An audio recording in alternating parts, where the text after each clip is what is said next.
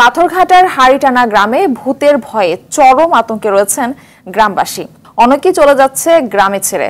তারা বলছেন, রাতে ঘর থেকে বের হলে বিভিন্ন সময় বিভিন্ন রূপে মানুষের সামনে হাজির হচ্ছে ভূত।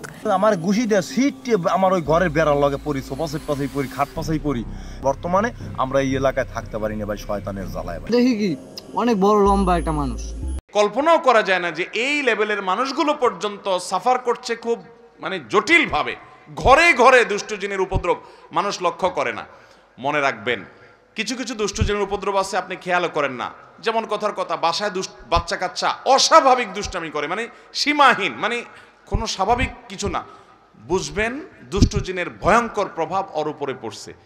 এবং অনেক রোগ আছে কিছু লোকের, দেখবেন যে এই রোগগুলোর কোনো ট্রিটমেন্ট করে কিছু হয় না, কোনো ডায়াগনোসিস হয় না। বহু চেক আপ টেস্ট ডাক্তাররা আন্দাজ অনুমান করে বিভিন্নভাবে ট্রিটমেন্ট করেন, চেষ্টা করেন, কিন্তু কোনোভাবে ভদ্রলোক ভদ্রমহিলা সুস্থ হয় না। এরকম বহু রোগী দেখেছি আমি যে কোনোভাবে সুস্থ হয় না। এগুলোর বেশিরভাগ ব্ল্যাক ম্যাজিক এবং দুষ্ট জিনের রোগী। ঘরে ঘরে আমাকে সাথে সাথে জিজ্ঞেস করলেন ওনারা, মুফতি সাইফুল ইসলাম ভাই এবং আমাদের তানভীর ভাই ওনারা আছে, ওনারা জিজ্ঞেস করলেন যে ভাই এটা কেন হয়। আমি বললাম কেন হয়, জিন, দুষ্ট জিন অর্থাৎ শয়তান তার উপযোগী জায়গা পাইলে সে সেখানে খুঁটি গাড়ে।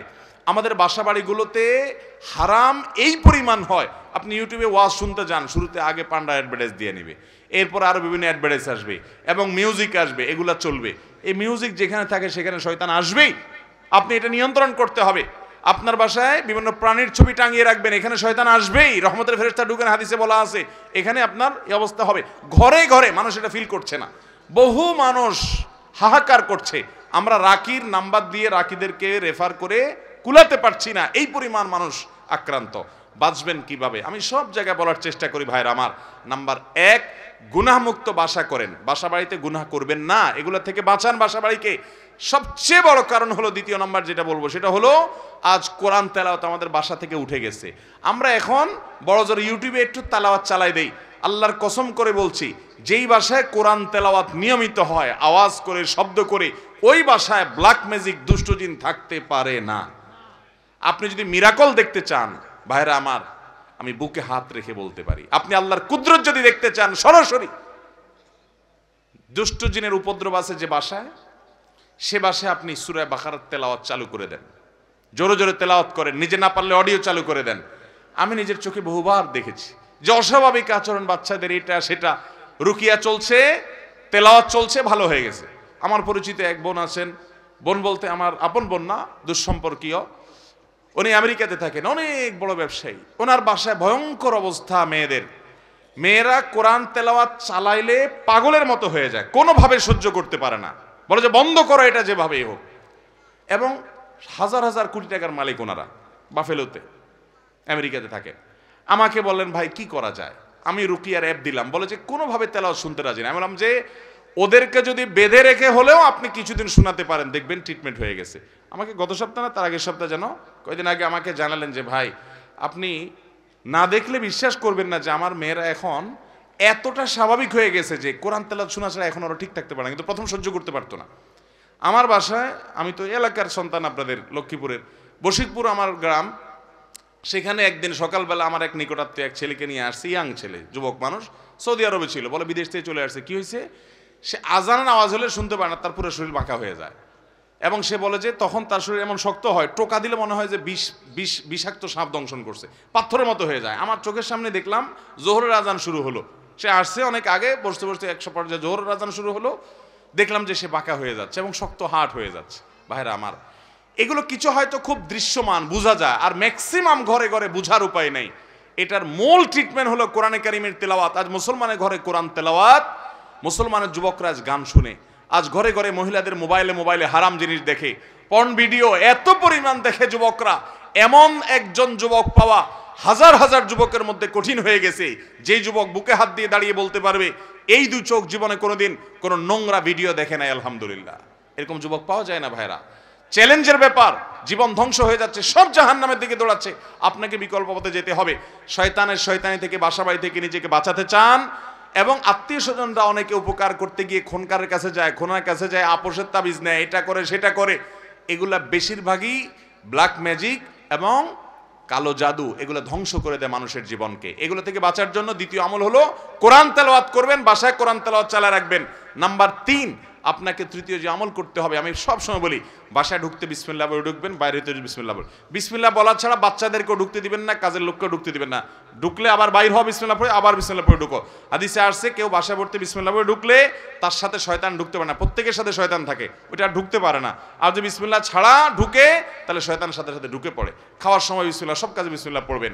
এভাবে আরো বিভিন্ন আমলের মাধ্যমে এই উপদ্রব থেকে বাঁচবেন। ব্ল্যাক ম্যাজিক থেকে বাঁচার জন্য সৌদি আরবের সাবেক গ্র্যান্ড মুফতি শেখ আব্দুল আজিজ বিন আব্দুল্লাহ বিন বাজ রাহিমাহুল্লাহ একটা চমৎকার আমল দিয়েছেন, সারা পৃথিবীতে রাখীদের কাছে জনপ্রিয় আমল। কিছু পানির মধ্যে কিছু বড়ই পাতা, নির্দিষ্ট কিছু সূরা পড়ে, এটা লম্বা প্রসেস আছে, এটা দিয়ে গোসল করলে নিয়মিত ব্ল্যাক ম্যাজিকের প্রভাব কেটে যায়। এবং এই আমলটাও আমি পরিচিত অনেককে দেখেছি করেছে। আমাদের এই যে আপনাদের নিশান ভাই, এই মাহফিলের আয়োজক তানভীর ভাই, ওনার ফ্যামিলিতে উনি নিয়মিত রুকিয়া করেন এবং উনি আমাকে বলছেন ভাই শরীরটা মনে হয়েছে শরীরতে কিছু চলে গেছে, পাতলা হয়ে গেছে। এই জন্য কোরআন তেলাওয়াত করবেন তো ইনশাআল্লাহ, বাসা বাড়িতে কোরআন চালাবেন তো ইনশাআল্লাহ। আমি শপথ করে বলছি আল্লাহর কালামের মিরাকল যদি দেখতে চান তাহলে দুষ্টজনের উপদ্রব আছে এবং অস্বাভাবিক বাসা ভিতরে সমস্যা রোগবালাই আছে, ব্ল্যাক ম্যাজিক আছে। কোরআন তেলাওয়াত শুনতে থাকেন, একদিন দুই দিন না, অনবরত আপনি ফিল করবেন যে কিভাবে আল্লাহর কুদরত জাহির হয়, কিভাবে শয়তান পালায়। আল্লাহ আমাদেরকে বুঝার তৌফিক দান করুন। আপন ভাই বোন কেউ যদি গুনার কাজ করে তাকে সেটা বলার মতো অবস্থা না থাকলে তার সাথে দূরত্ব বজায় রেখে চললে গুনাহ হবে কিনা। ভাই বেরাদার যদি গুনার কাজ করে, পাপের কাজ করে, অপরাধ করে, সংশোধন করবেন, বুঝাবেন, কিন্তু না বুঝানোর কোনো বাও নাই, কথা শুনে না, বলার মতো নাই। অনেক সময় বড় ভাই হয়, বলার মতো থাকে না, বা ছোট ভাই হয়, তখন আপনি অভিমান করতে পারেন। অভিমান কি? যে তার সাথে আমি কথা বলবো না, দূরে থাকবো, তাকে বোঝানোর জন্য যে আমি তোমার উপরে অসন্তুষ্ট, এটা আপনি করতে পারেন। কিন্তু তাকে চিরকালের জন্য ত্যাগ করবেন, তার সাথে সম্পর্ক ছিন্ন করবেন, এই সুযোগ নাই। সে খারাপ হলেও এই সুযোগ নাই যে আপনি তাকে সম্পূর্ণ সম্পর্ক ছিন্ন করবেন। হ্যাঁ, সংশোধনের জন্য করতে পারেন। সব আলেম বলে যে আমরা হকের পাশে আছি, তোমরা আমাদের সাথে থাকো, তাহলে আমরা কার পাশে থাকবো? ভাইরা আমার, নবী করিম সাল্লাল্লাহু আলাইহি সাল্লাম 2টা কোষ্ঠীপাথর দিয়ে গেছেন, মা আনা আলাইহি ওয়া আসহাবি, আমি যে আদর্শের উপর আছি এবং সাহাবায়ে কেরাম জামাতুস সাহাবা তারা মৌলিকভাবে যে আদর্শের উপর আছেন সেটি, এটার উপরে যারা প্রতিষ্ঠিত তারা কিয়ামতের ময়দানে নাজাত প্রাপ্ত দল।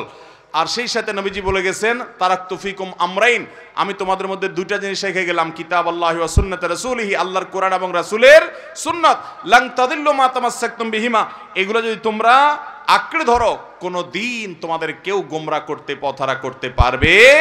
এই জন্য ওই মূলনীতি আপনি ধরে রাখবেন। যে সমস্ত উলামায়ে কেরামের কথা শুনবেন এগুলো গ্রহণ করবেন, ইনশাআল্লাহ আল্লাহ তাআলা হকের উপরে রাখবেন। এগুলো গ্রহণ না করলে আপনি হকের উপরে প্রতিষ্ঠিত থাকতে পারবেন। অতএব ব্যক্তি নয়, বরং কোরআন সুন্নাহর অনুসরণ করবেন। যে আলেম কোরআন সুন্নাহর আলোকে কথা বলে তার কথা শুনবেন, সে যেই হোক না, কোরআন সুন্নাহর বাইরে কথা বললে সেটাকে বর্জন করবেন। আল্লাহ আমাদের সবাইকে উলামাদের অনুসরণ, অনুকরণ, কোরআন এবং সুন্নাহর আলোকে করার তৌফিক দান করুন।